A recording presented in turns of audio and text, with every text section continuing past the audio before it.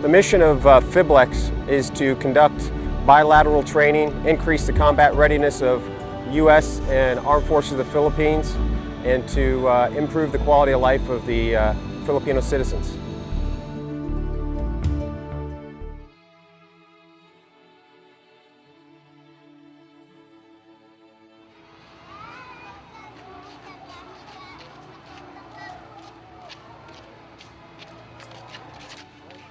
Don't worry.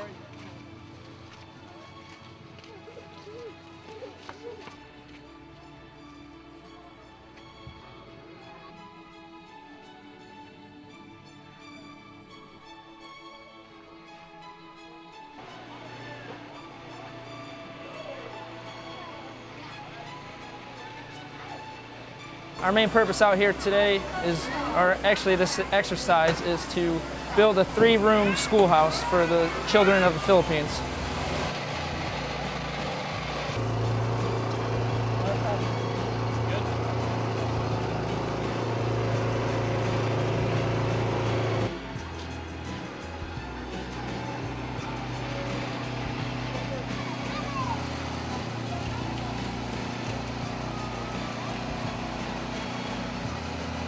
Some of these schoolhouses, there was an existing schoolhouse and it was not in good condition. Termites got to it and it was about to fall down on the school kids. So we had to take it down, and now we're building one out of concrete. And it's very important to the school kids because now they can feel safe and still get a good education.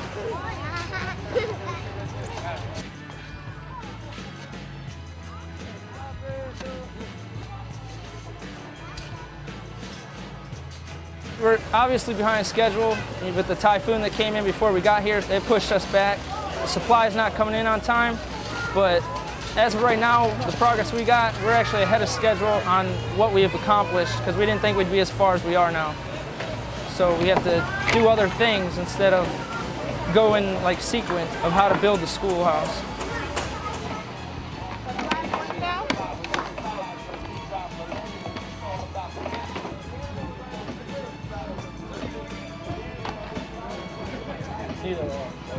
We get along pretty well. The heat gets to us. We all got to take breaks every now and then because it drains all of us.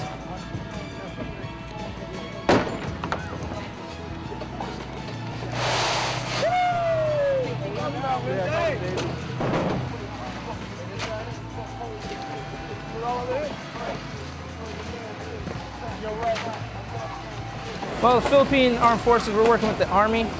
It's actually, it's interesting. They got different tactics and techniques to building things than we do, but with what they got and what we got, put them together, it's going to be a pretty good schoolhouse.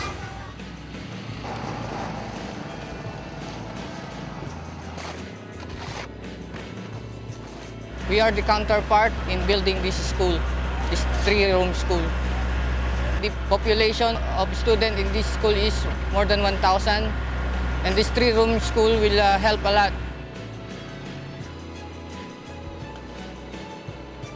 Yeah, it's really good working with the U.S. Marines because they are really hardworking and can be finished and done when we are working with the Marines.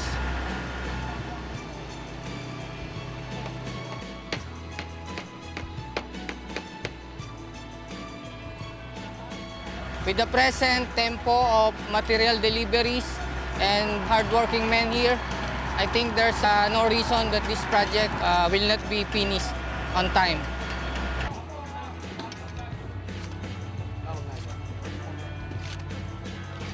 It's very enjoyable to work with the U.S. counterpart because they do hard works just to catch up, and they learn things from us, and we also learn things from them too. In our part, the military, we are very much happy than what we expect from the U.S. building this kind of buildings or infrastructures for the Filipino people, especially for the children who's growing up for their quality education here in the Philippines.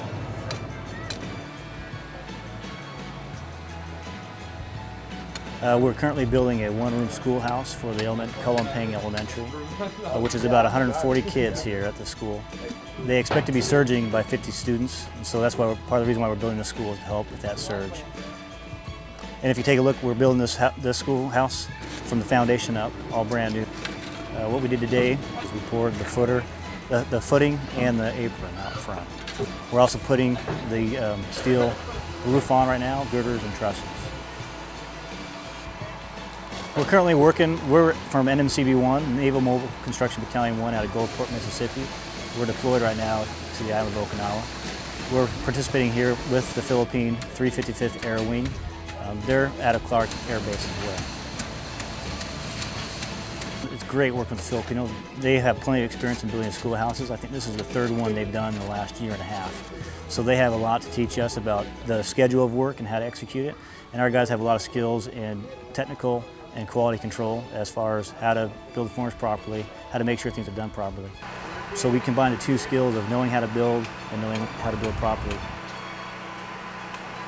It benefits the Filipinos in many different ways. One, it provides obviously an elementary school for kids to attend. Also, it pumps money into the local economy because we're buying all of our materials and renting equipment locally. Another way it also helps too is as we're here, we're able to do extra work as we see fit to help the school out. So far, we've helped build a new septic tank. We've repaired their kitchen, which was only had basically a wall and a half. We rebuilt some things like eroded the sidewalks by putting in new ones, stuccoing the bathrooms, and then eventually we're going to paint the whole elementary school when we're complete.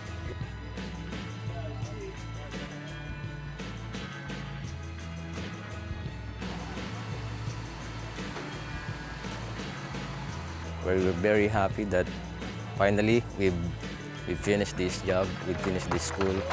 And you have overcome obstacles, buckets of rain, 100-degree heat, and done this in 16 days.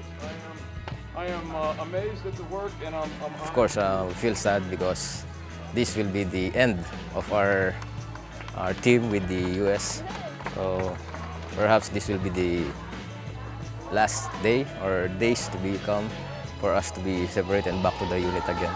So that I feel so sad because it's been done, and so happy because this room and school building will be transferred and will be used for the benefit of the children.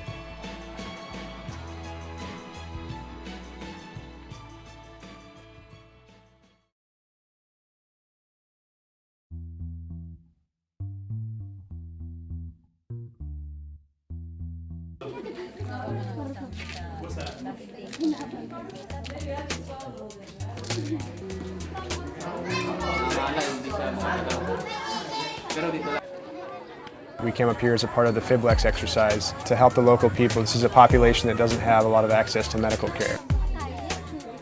Our job is to see as many patients as we can in one day, and it's usually acute care issues.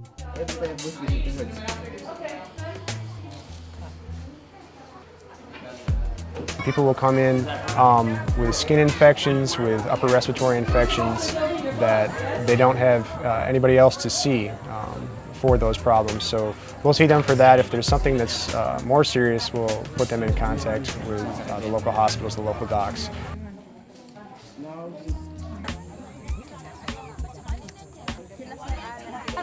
We've done 7 med caps. This is our 7th one. Seeing anywhere from 800 to 1,500 people per day.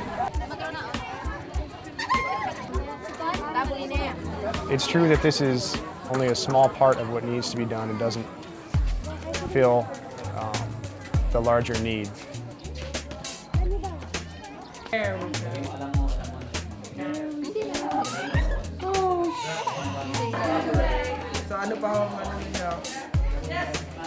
If he's coughing, it's because of irritation, and so that's good. We have a lot of Marines and sailors who've worked very hard on this, and they've been outstanding people to work with, and it is making a difference.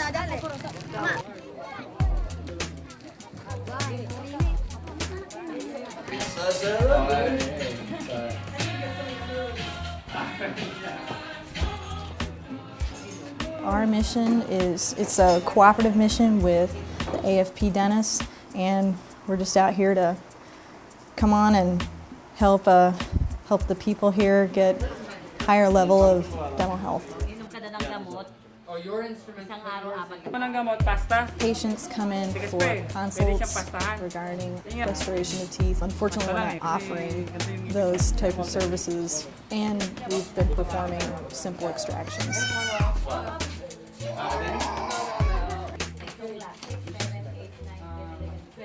We are sharing our time with our brothers and sisters here in the remote areas. We are giving our time to them. We are sharing ourselves, what we know, and what we can do to help. We're making them aware of the problems of oral care. So in that way, while we're treating them, at the same time, we're also educating them on how to properly take care of their teeth. Every 6 hours, yung time. There's a real cooperative spirit. If I'm taking out a tooth, they're holding the patient's head for me. Or something I can't do, I hit a brick wall, then they're in there to help me out. What we did today will stick into their minds and will teach them how to take care of their teeth properly.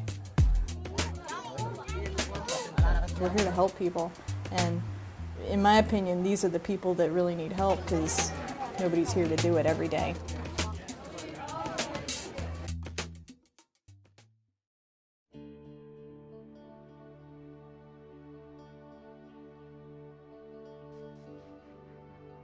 The dog training world is, you can't just know everything about it.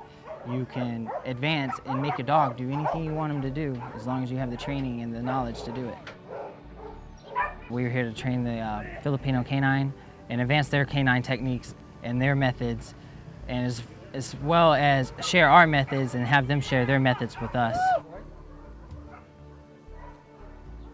Their techniques have been 20 years behind the power curve, so we're here to help them advance their techniques and bring something new to the table for them that they can bring on and share with their own forces. So he's still staying, all right? So if he sits or he lays down, or even if he stands, that's okay, as long as he stays, yeah. So give him a little bit of time. Now, if he breaks, if he gets up and he moves. Before we came here, the Filipino canine program was a little rough. They didn't do basic obedience, which is the basis of all dog training. You need the basic obedience. So their program's a little rough and a little upstarting. And they have their own breeding program here too, so they're tasked over with a bunch of stuff at one time. So training was almost non-existent when we get here. So we're just trying to introduce a good program to where they can start training every day, making their dogs better.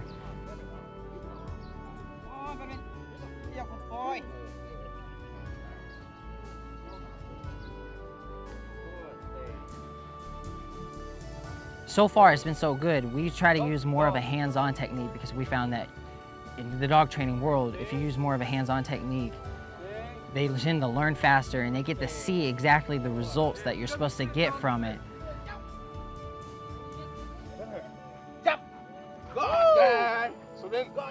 So then you do this a few more times, so he gets comfortable with it. Yeah. And that's the great thing about this job, is that you get to be outside in the environment and handle a dog. You can always learn something new, because there's different dogs and different techniques for different dogs. Some are lower drives, some are higher drives. Good boy, good boy.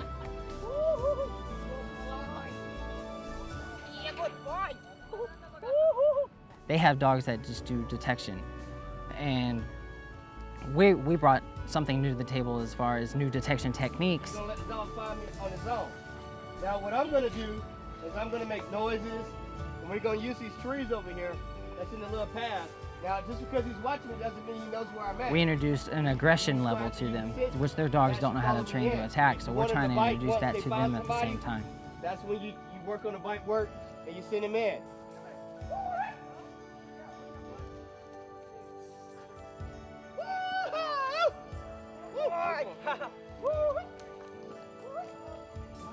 When he hears find him, he knows he's searching for a person.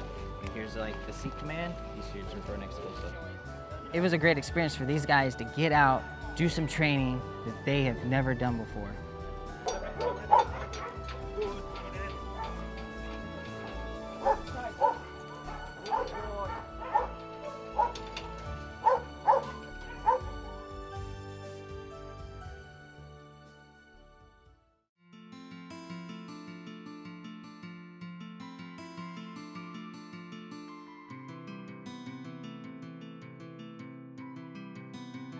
Out here in the Philippines, we were given the opportunity to train Marines in conjunction with training the Filipino military. We were able to kick on some great bilateral training with the Filipino Air Force and with the United States Marine Corps. If someone just hears you shouting and isn't sure why you're shouting, they can see you saying gas, gas, gas. We go over individual survivor standards. We make sure that we are proficient in our knowledge before we come out and try to teach anything to anybody else. Now, if you've got anything on your face, it's going to be on your mask as well. Their training programs for CBRN aren't as robust as the Marine Corps. They don't put as much emphasis on it. Even though they do crave the knowledge, they do seek it out, they just don't have the resources available that we do to provide this training on. So while we're down here, we offered to help train their forces, to bring them up to speed and just kind of like, you know, do a little bilateral training and try to bring them to a level of confidence that we have. Next time we're going to go over an atom. It's going to cover nuclear weapons, radiological dispersion devices. They're interested.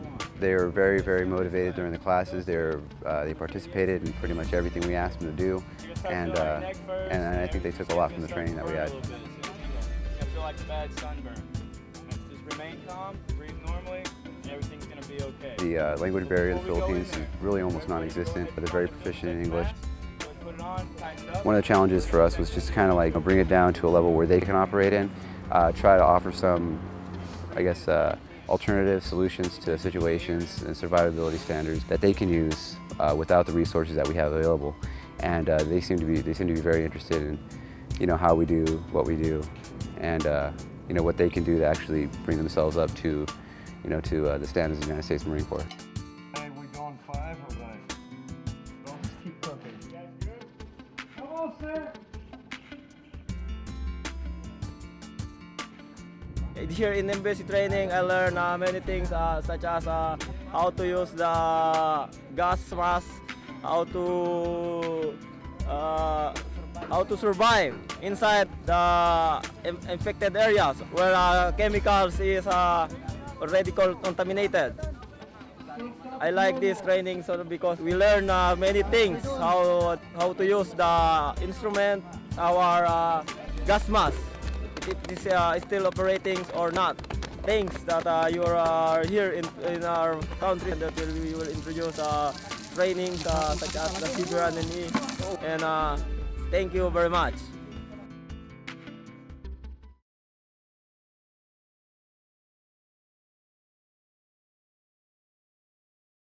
Community relations projects are essential to the military's mission, not only to win hearts and minds, but also to influence the development of the unit, that the unit would have something to give, something that they have to offer to share with another community. It's not just about war fighting, it's not just about, you know, standing watch, but it's also going out and trying to make a difference in the world. And I think that Marines and sailors truly benefit from that.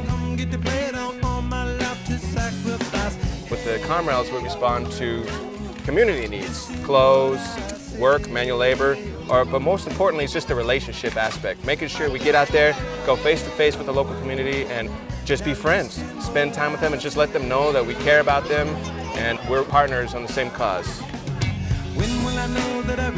We're doing about 7 sites over about 11 days.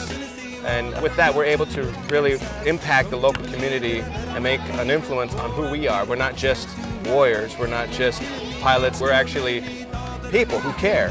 And I'm able to facilitate that, and in doing so, winning hearts and minds in the local community. The Filipino counterpart, the Philippine Air Force, they are a huge help. They go side by side with us, hand in hand.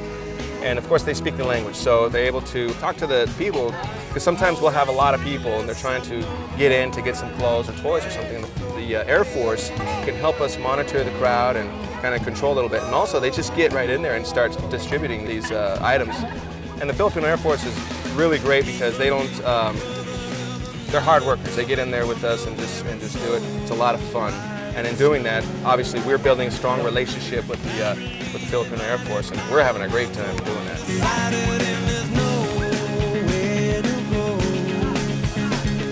The Marines, Armies, Air Force coming here almost every year, and they're giving us a lot of donations like foods, clothing, shoes, and toys.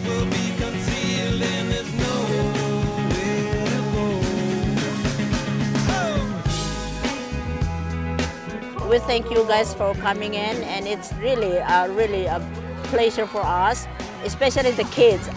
The kids really thankful for what you've done to them and all the donations and support that you're giving it to us all through the years.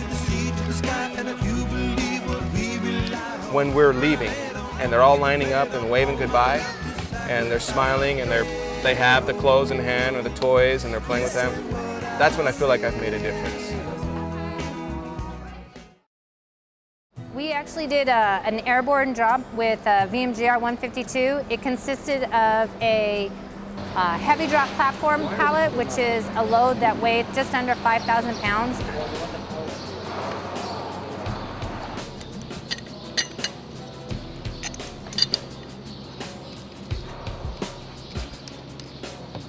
What happens first is we get our direction or our tasking from the unit that we're supporting. Say that we have a unit that's out there that says they're a small unit, a small tactical unit is out in the field. They are low on supplies like water, ammunition, or food, MREs. We get that first, and then we rig the loads. A small CDS, which that stands for Container Delivery Systems, could take them a half an hour at max to rig.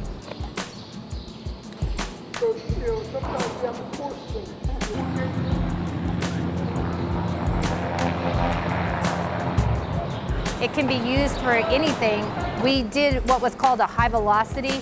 To use a high velocity, the only purpose of the parachute is to keep the load stable and upright. The idea of it is to just get it on the ground as soon as possible.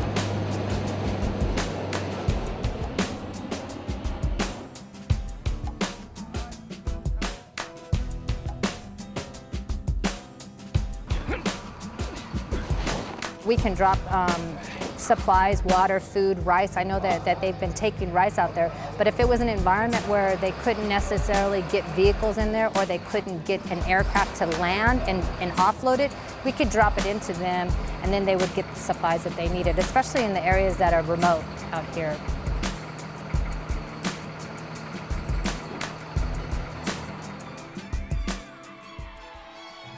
It was a very successful exercise. It allowed the U.S. and the Armed Forces of the Philippines to work together, to get closer relationship and working together.